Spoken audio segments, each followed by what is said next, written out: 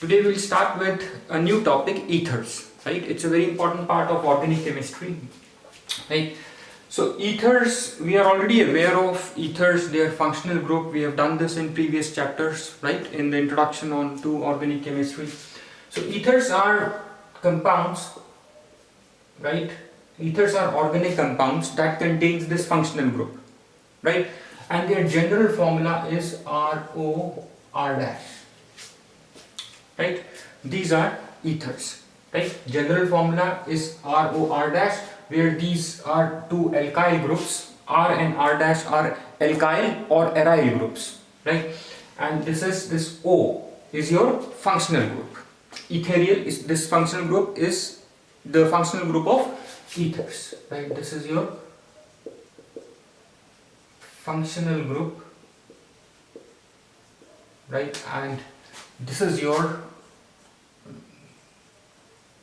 general formula, where R and R- we know are alkyl or aryl groups,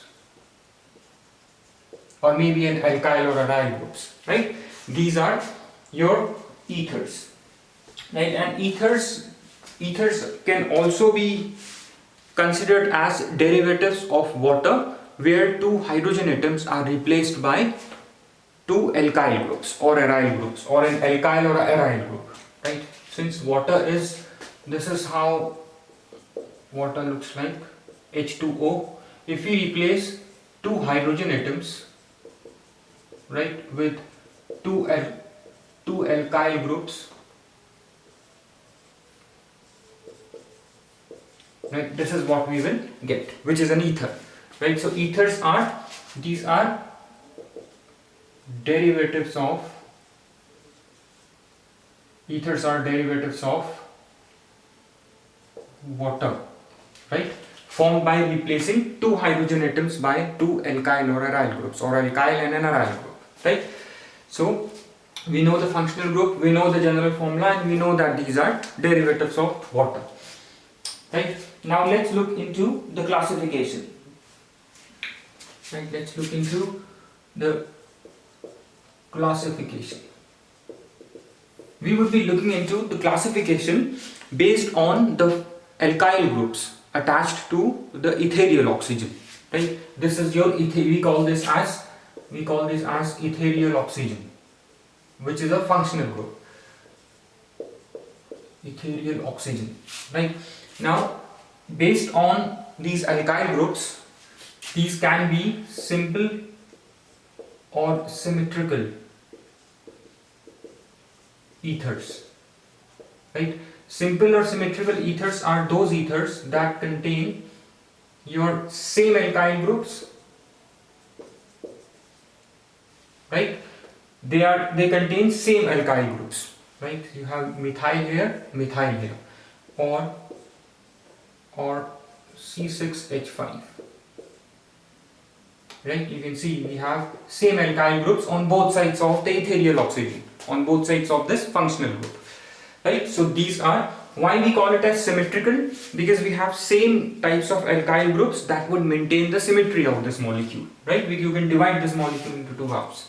So these are called as, they're simple or symmetrical ethers, right? Where you see both the alkyl groups are same, right? The second would be your unsymmetrical ethers. Unsymmetrical, or we also call these as mixed ethers, right? In these unsymmetrical or mixed ethers, the alkyl groups that are attached would be different. Like for example, this is your methyl group, this is your ethyl group, right? So these are your unsymmetrical ethers or mixed ethers. They contain not the same alkyl group, but mixed of two different alkyl groups, right? So these are your mixed ethers or unsymmetrical. Why unsymmetrical? Because this is small alkyl group, this is bigger alkyl group, right? So it doesn't maintain symmetry on both the sides of this ethereal oxygen. So these are unsymmetrical ethers. Right now, this unsymmetrical ethers can be further subdivided. Right, these can further be, these unsymmetrical ethers can be further classified into aliphatic ethers and your aromatic ethers. Right? Now, what are aliphatic ethers? Ethers that contain alkyl groups. They are aliphatic ethers. They can be mixed or simple. Right? For example, these two are your aliphatic ethers because these contain your alkyl groups. Right? And this one is your aromatic ethers. Why? Because this is also your aliphatic ethers because both are alkyl groups, methyl and your ethyl group. Right? But if I take this, right, this one is your aromatic ether or phenolic ether because this contains your aryl groups. Right? So aliphatic ethers are those ethers, those contain alkyl groups. Right, and aromatic ethers are those ethers that contain aryl groups. Right, aryl groups or your the ethers they have at least one aryl group. Right, they contain aryl groups, both are aryl groups, or at least one is your aryl group. Right, contain at least one aryl group. That is your C6H5.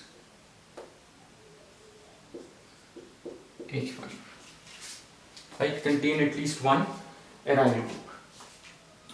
Right, so based on that, these are your alkyl ethers. We call these as alkyl aryl ethers. Right, these are alkyl aryl ethers.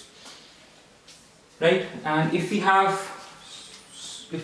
suppose this type of a compound, we call this as your diaryl ether.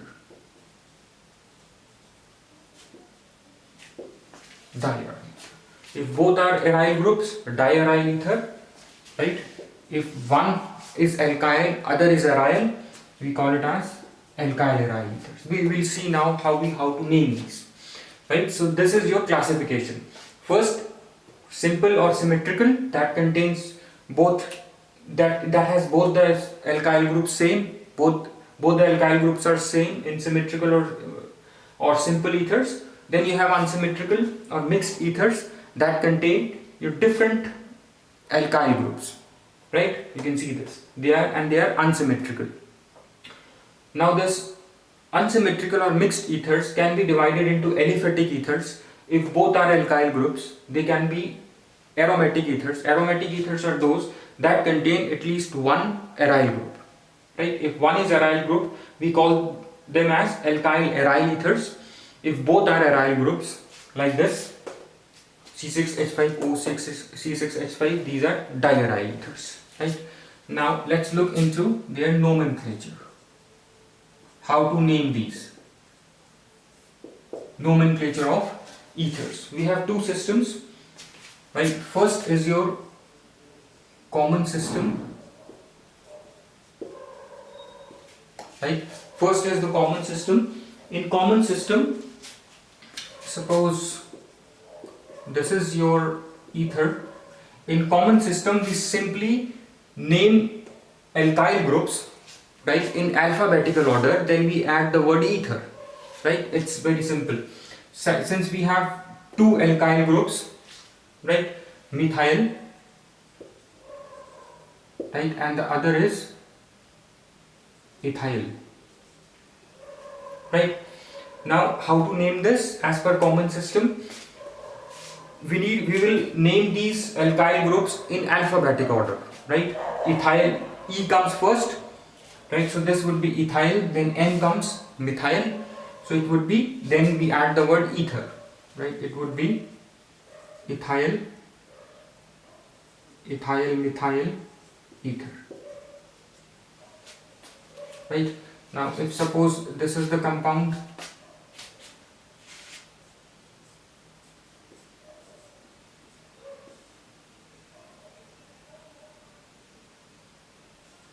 if this is the compound, right, you have, this is C6H5, this is your CH3, right, and alphabetically C comes first, then comes your, this is your benzene, B comes first, right. So this would be your phenyl methyl ether, right, this would be phenyl, sorry, methyl phenyl, phenyl is P, I'm sorry.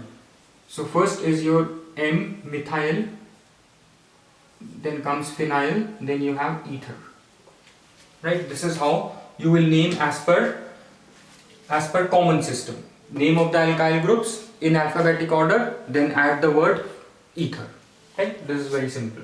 The other system you have is your IUPAC system, right, and some of the ethers are named by their special names also. That this one, this compound, commonly this compound is known as anisole, right. This is anisole, and if you have this compound OC2H5, this is your phenitol, right. And if you want to name this as per common system, then this would be ethyl phenyl ether.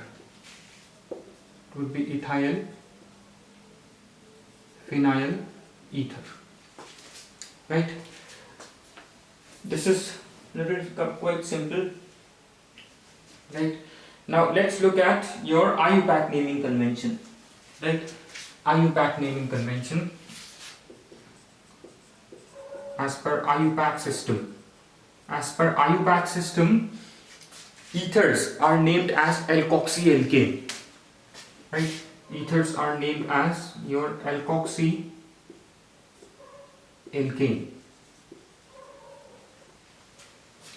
right. For example, if you have CH3O C2H5, right, then in this is your bigger, this is your smaller alkyl group, this is your bigger alkyl group, right. So bigger alkyl group would be considered as parent hydrocarbon, right. So these are named as alkoxy derivative. What we say is in IUPAC system, ethers are named as alkoxy derivatives of parent hydrocarbons, right. These are alkoxy derivatives of parent hydrocarbons, right. Alkoxy would be alkoxy would be the one that has the smaller alkyl group. For example, methyl is the smaller alkyl group. Along with O, this would be methoxy, right. And since we are naming, we will name this, the other bigger alkyl group that you have is ethyl, right. So this is the alkyl group of ethane. Since I said these are alkoxy derivatives of parent hydrocarbon, here parent hydrocarbon would be your ethane, right, and alkoxy would be your methoxy, right. So this would be named as your methoxy ethane, right, and this it would be one word only, right, no gaps. It is methoxy methane, right. Or let's take some other example. Suppose you have both the alkyl groups. Suppose we have now a diaryl ether, right. For example, this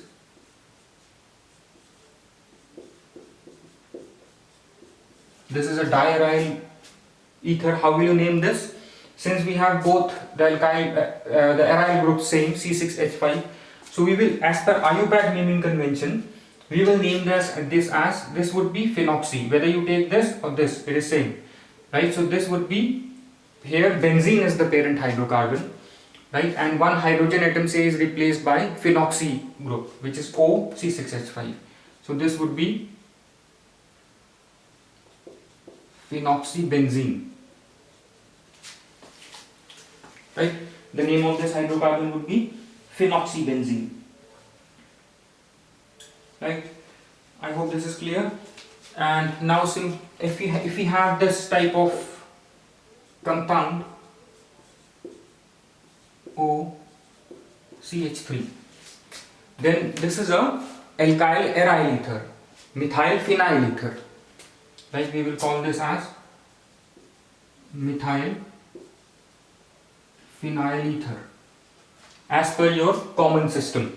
Now as per your IUPAC system, which is the bigger one? Bigger is benzene and smaller is methyl. So this would be methoxybenzene, right? And one word, remember, in case of IUPAC it's one word, no gaps. So methoxybenzene is a one word, right? Methoxybenzene, right? This is a one word, right? I hope it is clear till this point. There's no nomenclature. We have two systems, common system, then you have IUPAC system. In common system, we name these ethers as your, what we do is we look at the alkyl groups. We'll look at the alkyl group that comes first in the alphabetical order. That will come first in the name, then the second one, then the word ether. For example, this methyl comes first. Here you have ethyl and methyl. Ethyl comes first in alphabetical order because E comes first, then M, right? E comes before M, so E is first. So the name would be your ethyl methyl ether. Right? Similarly, if this is the compound, you have two alkyl groups, methyl and phenyl. Right? Methyl M comes first, right? Then comes P. So this would be methyl phenyl ether. Right? Some are named by their special names, like this methyl phenyl ether is named as anisole, and this your ethyl phenyl ether is named as phenitol. Right? IUPAC system, these are alkoxy derivatives of parent hydrocarbons. If you look at the this ether, parent hydrocarbon would be the bigger alkyl group. Here you have ethyl and methyl. Right, so ethyl would be parent hydrocarbon, an alkane, and your methyl along with oxygen would be your methoxy derivative. So this would be methoxy derivative of ethane, named as methoxy ethane. Right, all one word. Right, I hope all this is clear. Thanks.